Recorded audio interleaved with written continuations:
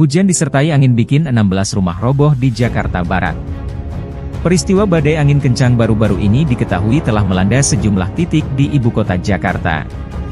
Hujan disertai angin menyebabkan belasan rumah kontrakan di kawasan Jelambar, Grogol Petamburan, harus roboh lantaran diterpa badai angin pada Sabtu 26 November 2022 kemarin. Menurut keterangan warga, kejadian angin kencang itu berlangsung sekira pukul 2 siang waktu setempat. Beberapa warga pun bahkan sempat dibuat panik lantaran badai angin yang berhembus kencang.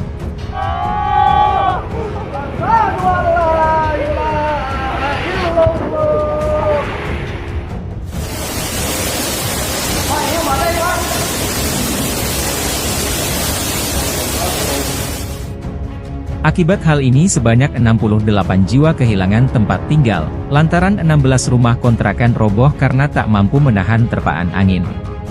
Bangunan rumah semi permanen itu mengalami kerusakan yang beragam, ada yang hanya atapnya terbawa angin, namun bahkan ada yang hingga dindingnya roboh.